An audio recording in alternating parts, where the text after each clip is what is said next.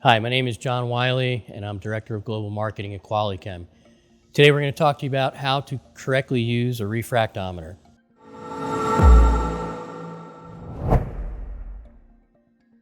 Refractometers are a tool that you use to measure the concentration of your coolant, used for machining or grinding. Customers will buy a concentrate, dilute it with water to create the coolant itself. The concentration of the coolant is important because that's how we control cutting performance or grinding performance, how we control rancidity, how we control staining and corrosion. So it's really important that your metalworking fluid, your coolant, is in the correct concentration range. We're often asked what type of refractometer to use, so we're going to start with that first. There's generally two types of refractometers. The traditional analog style refractometer, and more shops and companies today are going to the digital style refractometers. What we suggest that you consider when you purchase a refractometer, number one is most important, is the ability to calibrate that refractometer to make sure, like all the other gauges in your shop, that what you're measuring is accurate. Okay, so you have refractometers that can be calibrated. How do you calibrate them? So with the analog unit, it's pretty simple. Flip open the lens, put a sample of the water that you're going to be using to mix the coolant onto the lens, cover it, see what the reading is. This one's slightly above 0.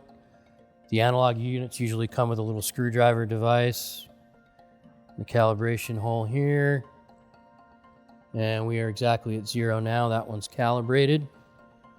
On the digital units, it's a similar process. Open the lens cover, put some of the water that you're going to be using to make the coolant on the lens, power the unit on,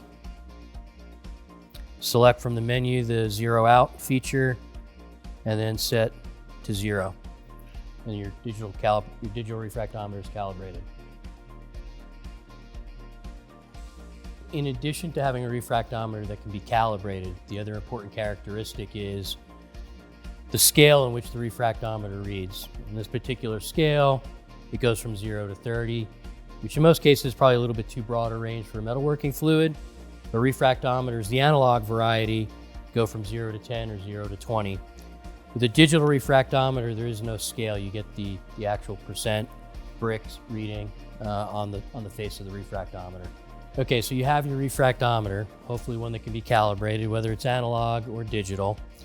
One of the important things to understand is coolants are designed to be used at a certain percent by volume. Again, some coolants, minimum concentration of 5%, maybe a maximum of 12%. Refractometers don't measure percent by volume. Refractometers measure in something called percent bricks. Bricks was a unit of measure when refractometers were first developed. They were designed to measure sugar and water. So bricks is an old unit that, I forget the exact calibration, 1 milliliter of sugar to 1 liter of water. That's really irrelevant for us. What's important is the reading that you get when you're looking at the refractometer, the digital value that you get. So every coolant's a little bit different. Refractometers, in simple terms, measure how much stuff you have in water. So what needs to be considered is how much water is in the concentrate of the product itself. So here we have a semi-synthetic. It's an oil-based product. On the data sheet for this product, refractive index is 1. So if in this particular example, I have a refractometer reading of 5, my concentration, the calibration is 1, so I'm at 5% by volume. Some coolants have refractive indexes that are greater than 1 because there's a higher percentage of water in the concentrate. Q-Cool 330 is one of our full synthetics. There's no oil. There is a percentage of water in the concentration. On this particular product, we have a refractive index of 2.9. So again, if we go back to the example, if this 5 reading was for the Q-Cool 330, I would have to multiply that 5 by 2.9, which is going to be roughly 14.5% by volume. So the idea of converting a refractometer reading causes some people confusion. What's important is you work with your coolant supplier, understand what the refractive index is for the product you're using, and then multiply that refractive index by what you're actually reading on the refractometer. Okay, so the video today was about how to use a refractometer. We covered how to calibrate one, how to understand the scale, what a refractometer is actually measuring. So how do you use a refractometer? So here, normally in most situations, you're gonna be taking the sample from your machine tool. Typically the best place to do that is from the coolant nozzle after allowing the coolant to circulate for a couple minutes. So we'll pretend the sample's from a machine tool, take the eyedropper, put some coolant on the lens, close the cover, and I'm looking at 7.5% on this scale, which earlier I mentioned Extreme Cut 250 is a direct read. So 7.5 on the refractometer is 7.5% by volume. Now it gets a little bit different. As mentioned earlier, Q-Cool 330 is an oil-free product with a refractive index of 2.9. So taking a sample of this, clean the lens off, put some of the Q-Cool 330 onto the lens, measure the concentration. So this is reading about 2.5. So 2.5 times 2.9 is going to give you roughly 7% by concentration.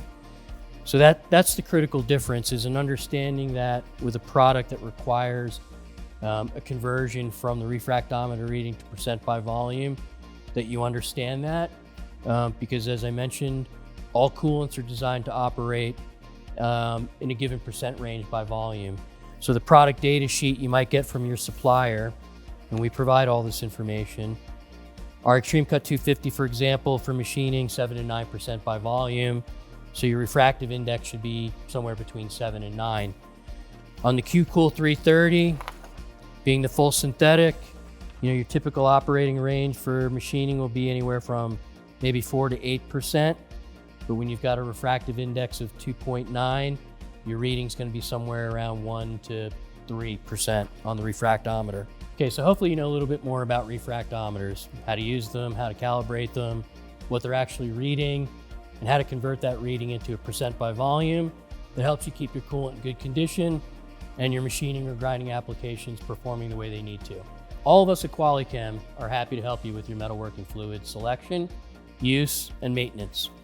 Maintenance includes use of a refractometer. If you have any questions about anything we've covered today, please reach out and we'll make sure you get taken care of.